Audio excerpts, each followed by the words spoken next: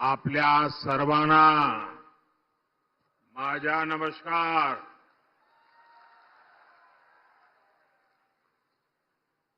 श्री हरि बालाजी महाराज उनकी ये देवस्थानम की पुण्य भूमि, क्रांतिकारियों की, वीरों की ये धरती, मैं चिमूर की इस महान मिट्टी को नमन करता हूं.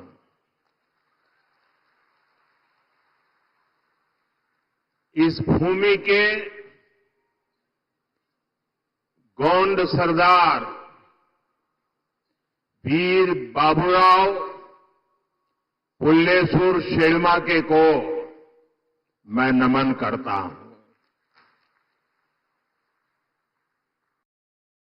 साथियों, महाराष्ट्र में चुनाव के क्या नतीजे आने वाले हैं, ये आप लोगों ने आज ही दिखा दिया है.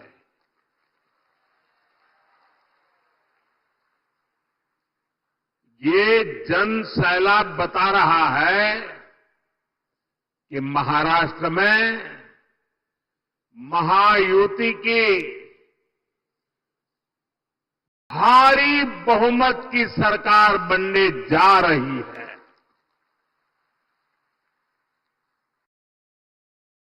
चिमूर की जनता ने और पूरे महाराष्ट्र ने ठान लिया है, भाजपा महायुती आहे तर गती आहे, महाराष्ट्राची प्रगती आहे.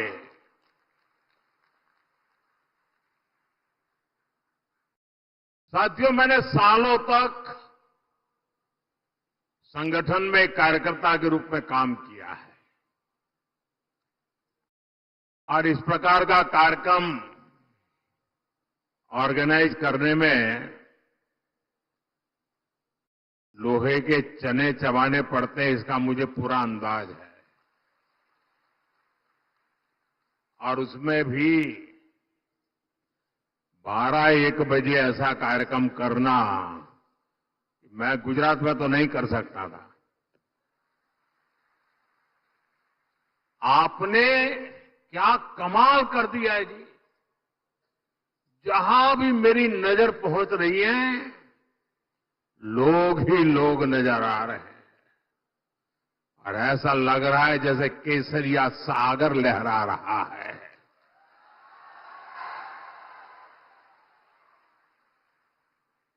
साथियों, मैं आज महाराष्ट्र भाजपा को भी बधाई दूंगा, जिसने बहुत ही शानदार संकल्प पत्र जारी किया है. ये संकल्प पत्र में लाड़की बहनों के लिए, हमारे किसान भाई बहनों के लिए, देश की युवा शक्ति के लिए, महाराष्ट्र के विकास के लिए एक से बढ़कर एक शानदार संकल्प लिए गए हैं. आई यूनिवर्सिटी की बात हो, वाटर ग्रिड प्रोजेक्ट हो, हर घर से पाइप से पानी हो, देहात में पक्का घर हो, डिजिटल कनेक्टिविटी को बढ़ाना हो, इसमें महाराष्ट्र के भविष्य को उज्जवल बनाने के लिए बहुत सारी योजनाएं और संकल्प की प्रस्तुति है. मैं महाराष्ट्र के आप सभी लोगों को इस संकल्प पत्र के लिए बहुत बहुत बधाई देता हूं। ये संकल्प पत्र अगले 5 साल के लिए महाराष्ट्र के विकास की गारंटी बनेगा। साथियों, महायुति के साथ साथ केंद्र में एनडीए की सरकार यानी महाराष्ट्र में डबल इंजन की सरकार यानी विकास की डबल रफ्तार। महाराष्ट्र के लोगों ने पिछले 2.5 वर्षों में विकास की इस डबल रफ्तार को देखा है। आज महाराष्ट्र देश का वो राज्य है जहां सबसे ज्यादा विदेशी निवेश हो रहा है। फॉरेन डायरेक्ट इन्वेस्टमेंट, यहां नए एयरपोर्ट बन रहे हैं, नए एक्सप्रेस वेज बन रहे हैं। आज महाराष्ट्र में करीब 1 दर्जन वंदे भारत ट्रेनें चल रही है। राज्य के 100 से ज्यादा स्टेशनों का कायाकल्प किया जा रहा है। राज्य में कई रेल मार्गों का विस्तार हो रहा है। साथियों, महायुति की सरकार किस स्पीड से काम करती है और ये अगाड़ी वालों की जमात कैसे कामों को रोकते हैं, चंद्रपुर के लोगों से बेहतर ये बात और कौन जानेगा। यहां के लोग दशकों से रेल कनेक्टिविटी की मांग कर रहे थे, लेकिन कांग्रेस और अगाड़ी वालों ने कभी भी ये काम होने नहीं दिया। हमारी सरकार ने कांपा वरोरा रेलवे लाइन को मंजूरी दी। नागपुर से गढ़चिरौली रेलवे लाइन का काम भी अब बस पूरा होने की तैयारी में है। इससे किसको सुविधा मिलेगी? आपको ये सुविधा मिलेगी, आपका समय बचेगा, आपका पैसा बचेगा। भाइयों बहनों, महाराष्ट्र का तेज विकास ये अगाड़ी वालों के बस की बात नहीं है भाई।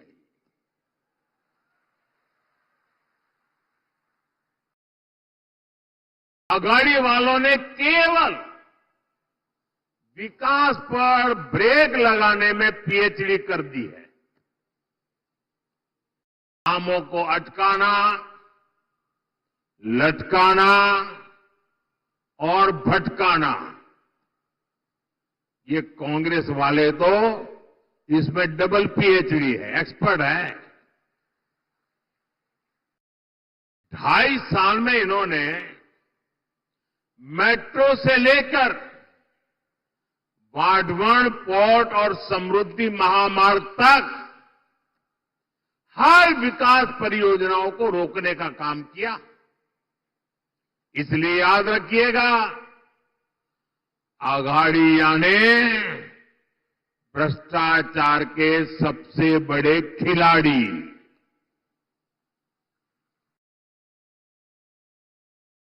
अघाड़िया ने खिलाड़ी,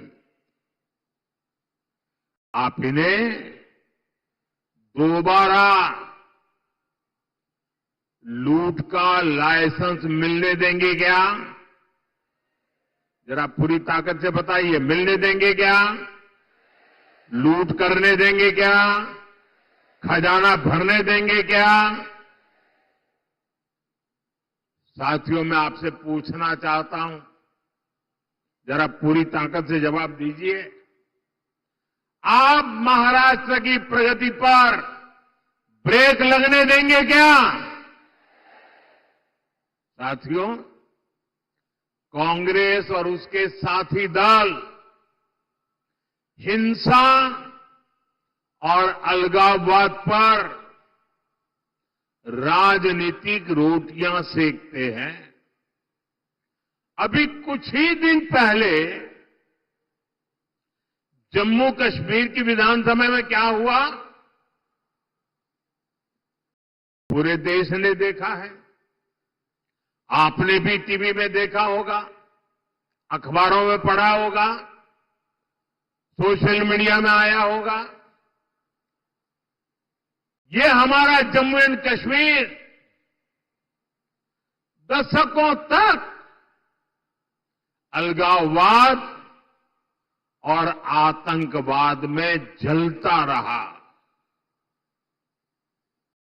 महाराष्ट्र के मेरे कितने ही वीर जवान मातृभूमि की रक्षा करते करते जम्मू कश्मीर की धरती पर शहीद हो गए। ये हालत बनी कैसे? ये पाप पनपा कैसे? जिस कानून की आड़ में, जिस धारा की आड़ में ये सब हुआ, वो धारा थी 370 और ये 370 धारा कांग्रेस की देन थी। और जैसे ही हमने 370 को खत्म किया, कश्मीर को भारत और भारत के संविधान से पूरी तरह नाता जोड़ा। हमारे देश के बहुत लोगों को पता ही नहीं है, शायद आपके लिए भी बहुत सी जानकारी पहली बार होगी। बाबा साहब आंबेडकर ने जो संविधान बनाया, जो संविधान पूरे देश ने स्वीकार किया, लागू किया, लेकिन आपको जानकर के दुख होगा, इस संविधान की माला जपने वाले लोगों ने 7 दशक से भी ज्यादा समय जम्मू कश्मीर में बाबा साहब आंबेडकर के दिए हुए संविधान को लागू नहीं किया था। 7 दशक तक देश आजाद होने के बाद जब तक मोदी नहीं आया, तब तक इस देश में 2 संविधान चलते थे। एक संविधान जो बाबा साहब आंबेडकर ने दिया, जिसका पालन हम सब लोग करते थे, और दूसरा विधान जम्मू कश्मीर था। जम्मू कश्मीर का हाईकोर्ट का जज शपथ लेता था, भारत के संविधान के नाम पर नहीं। जम्मू कश्मीर का मुख्यमंत्री शपथ लेता था, भारत के संविधान के नाम पर नहीं।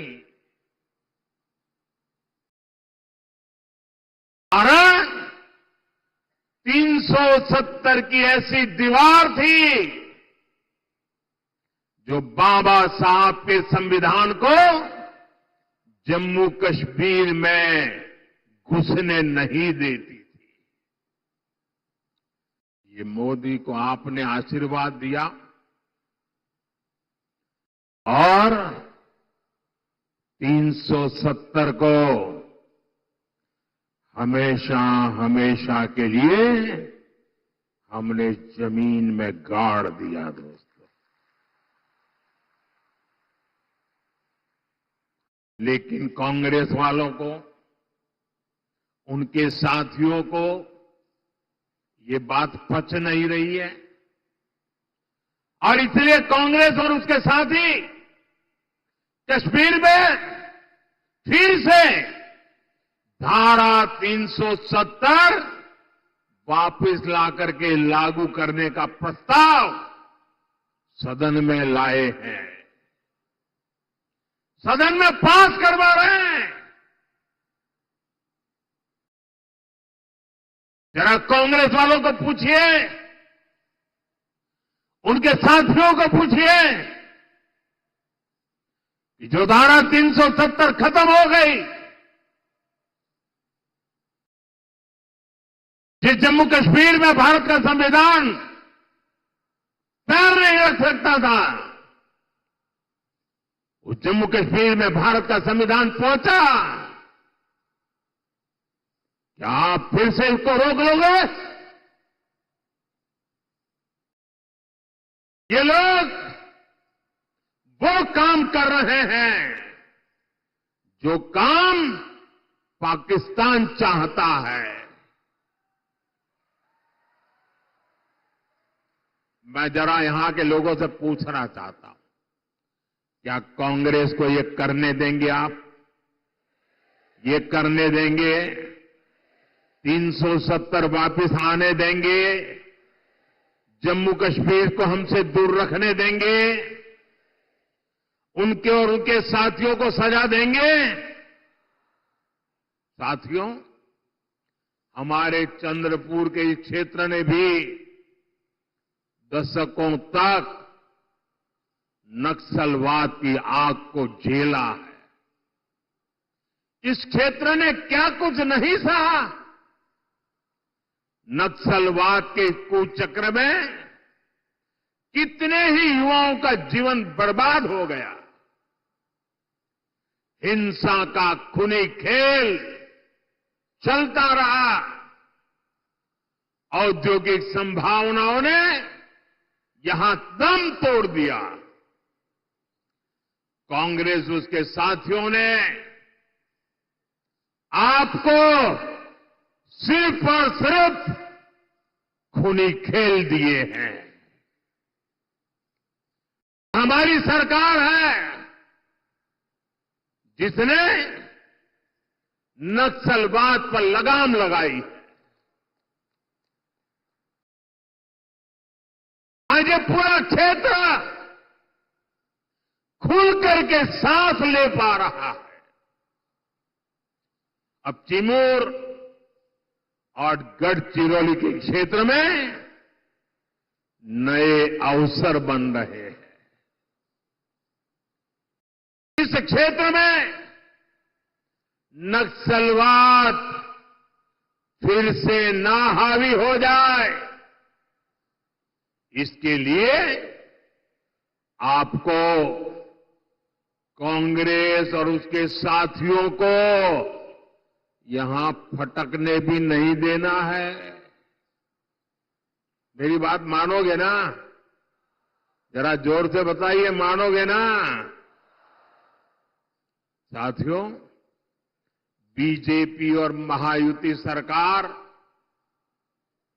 हमारा जो सबका साथ सबका विकास का मंत्र है, उसी को लेकर के हम काम कर रहे हैं। मैं गरीब के जीवन की मुश्किलों को समझता हूं, इसलिए आपका जीवन आसान बनाने के लिए दिन रात काम करता हूं। हमारी सरकार में करोड़ों गरीबों को पीएम आवास मिले। हमारी सरकार में करोड़ों गरीबों को मुफ्त इलाज की गारंटी मिली। नई सरकार बनते ही हमने आयुष्मान योजना का लाभ 70 वर्ष से अधिक उम्र के सभी बुजुर्गों को भी दे दिया। हमने गांव-गांव सड़क पहुंचाई, बिजली पहुंचाई, करोड़ों परिवारों को जल जीवन मिशन के तहत पानी का कनेक्शन मिला। अकेले चिमूर में ही 16 लाख परिवारों को मुफ्त राशन मिल रहा है, ताकि गरीब के घर का चूल्हा जलता रहे। गरीब कल्याण की योजनाओं का सबसे ज्यादा लाभ हमारे वंचित समाज को हुआ है। दलित हो, पीड़ित हो, शोषित हो, आदिवासी हो, ओबीसी हो, उनको मिला। और ऐसे ही प्रयासों से पिछले 10 साल में 25 करोड़ लोग गरीबी से बाहर निकले हैं। महायुति की सरकार इस क्षेत्र में भी गरीबों को मजबूत करने के लिए, उन्हें नए अवसर देने के लिए काम करेगी। साथियों, हमें महाराष्ट्र को समृद्ध बनाने के लिए हमारे किसानों को समृद्ध बनाना है। आज यहां किसानों को पीएम किसान सम्मान निधि का फायदा मिल रहा है। महायुति सरकार साथ में नमो शेतकरी योजना का डबल फायदा भी दे रही है। चंद्रपुर जिले में और इस क्षेत्र में धान की पैदावार भी होती है। आणि तुमच्या किन्नौरची चव किती मधुर असते। आप सभी को महाराष्ट्र भाजपा की घोषणाएं बहुत मदद करने वाली है। साथियों, हमारी सरकार सोयाबीन किसानों को संकट से उबारने के लिए भी आर्थिक सहायता दे रही है। सोयाबीन किसानों को अलग से 5,000 रुपये दिए जा रहे हैं। महायुति की सरकार ने सोयाबीन का न्यूनतम समर्थन मूल्य 6,000 प्रति क्विंटल करने का भी वायदा किया है। हमने प्याज निर्यात शुल्क को भी कम किया है, ताकि हमारे किसान भाइयों की आय बढ़े। भाइयों और बहनों, महाराष्ट्र में किसानों का कांग्रेस और अघाड़ी की सरकार ने बहुत नुकसान किया है। आपको याद है, अपने शासन में इन्होंने जलयुक्त शिवार योजना को रोक दिया था। महायुति सरकार ने यह काम फिर से शुरू किया। बीते वर्षों में नीलवंडे बांध और कैनाल के काम पूरे हुए। विशाल गोसी खुर्द प्रोजेक्ट भी अब पूरा होने जा रहा है। साथियों, चंद्रपुर के तो बैम्बू दुनिया भर में मशहूर है। ये हमारी सरकार है जिसने बैम्बू से जुड़े अंग्रेजों के जमाने के पुराने नियमों को बदला, कानूनों को बदला, जिसके लिए आपके लिए बैम्बू की खेती आसान हो जाए। गढ़चिरौली और चंद्रपुर में बांस शिल्पकारों की स्किल ट्रेनिंग पर भी हमारी सरकार जोर दे रही है। साथियों, मैं आपको कांग्रेस और उसके साथियों की एक बड़ी साजिश से भी सावधान कर रहा हूं। हमारे देश में आदिवासी समाज की जनसंख्या करीब करीब 10% के आसपास है। कांग्रेस आप आदिवासी समाज को जातियों में बांटकर, टुकड़े टुकड़े करके कमजोर करना चाहती है। यहां चिमूर, चंद्रपुर में भी बड़ी संख्या में मेरे आदिवासी भाई बहन रहते हैं। कांग्रेस चाहती है कि हमारे आदिवासी भाई एसटी के रूप में उनकी पहचान खो दें, आदिवासी के रूप में उनकी पहचान खो दें, उनकी ताकत से उनकी एक जो पहचान बनी है वो बिखर जाए। सारे आदिवासी समाज की छोटी छोटी जातियां अपने आप को एसटी के नाते भूल जाए, आदिवासी के नाते भूल जाए, सिर्फ जाति के रूप में याद रखें और आपस में लड़ें, आपकी एकता टूट जाए। ये कांग्रेस का खतरनाक खेल है। कांग्रेस गौंड समाज को राजगौंड से लड़वाना चाहती है, अरग समाज को प्रधान समाज से लड़वाना चाहती है, कांग्रेस पठारी को सरोटी से, हलवा को हलबी से, कोलम को मन्नेर वार्लू से लड़वाना चाहती है। आदिवासी समाज जातियों में बटेगा तो उसकी पहचान खत्म हो जाएगी, उसकी ताकत खत्म हो जाएगी। विदेश में जाकर कांग्रेस के शहजादे खुद ये ऐलान कर चुके हैं। इसलिए मैं कहता हूं, हमें कांग्रेस के इस षड्यंत्र का शिकार नहीं होना है, हमें एकजुट रहना है। और इसलिए मेरा तो आपसे एक ही आग्रह है, हम एक रहेंगे तो सेफ रहेंगे, हम एक रहेंगे तो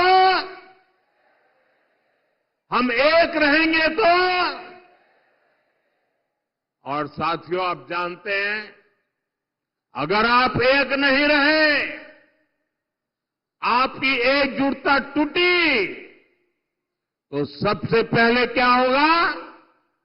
कांग्रेस आपका आरक्षण छीन लेगी। कांग्रेस के शाही परिवार के हमेशा से ये मानसिकता रही है, कोई देश पर राज करने के लिए पैदा हुआ है। आजादी के बाद इसलिए ही कांग्रेस ने दलितों, पिछड़ों और आदिवासियों को कभी आगे नहीं बढ़ने दिया और आरक्षण से दलितों, पिछड़ों और आदिवासियों को आगे बढ़ाने का मौका मिलता है। इसलिए ही कांग्रेस आरक्षण से चिढ़ती है। 80 के दशक में तो कांग्रेस ने, जब राजीव गांधी नेतृत्व करते थे, चुनाव का समय, चुनाव चल रहे थे और उनकी हिम्मत देखिए, बाकायदा उन्होंने अखबारों में एडवर्टाइजमेंट दी थी, पोस्टर जारी किए थे और दलितों, पिछड़ों और आदिवासियों को मिलने वाले विशेष अधिकार पर सवाल उठा दिया था। अगर आप सोशल मीडिया खोजोगे तो ये सब मिलेगा। और मैं तो यहां के पत्रकारों से आग्रह करता हूं कि जरा 84 की एडवर्टाइजमेंट खोल करके निकाल के दिखाइए इन लोगों को, कैसा पाप किया इन लोगों ने। कांग्रेस तब दबंगों की भाषा बोल रही थी। कांग्रेस ने तो तब भी एक तरह से कह दिया था कि आरक्षण की कोई जरूरत नहीं है, ऐसा कांग्रेस वाले बोलने की हिम्मत करते थे। आज भी कांग्रेस दबंगों की भाषा बोल रही है कि दलितों, पिछड़ों, आदिवासियों का आरक्षण खत्म कर देंगे। इसलिए आपको कांग्रेस और उसके साथियों से सतर्क रहना है। साथियों, हमें चंद्रपुर और महाराष्ट्र के विकास अभियान को और तेजी से आगे बढ़ाने की जरूरत है। ये काम केवल और केवल महायुति सरकार ही करेगी। मेरी अपील है, आप महायुति के उम्मीदवारों को भारी बहुमत से जिताइए। और साथियों, इतना बड़ा जनसैलाब इस बात की गारंटी बन जाता है कि यहां सबकी सब सीटें आप जिताने वाले हो। आप सभी इतनी बड़ी तादाद में हम सबको आशीर्वाद देने के लिए आए। मैं फिर से एक बार आप सभी का हृदय से बहुत बहुत धन्यवाद करता हूं। पूरी ताकत से मेरे साथ बोलिए, भारत माता की। दोनों हाथ ऊपर करके पूरी ताकत से बोलिए, भारत माता की, भारत माता की, भारत माता की, भारत माता की। बहुत बहुत धन्यवाद।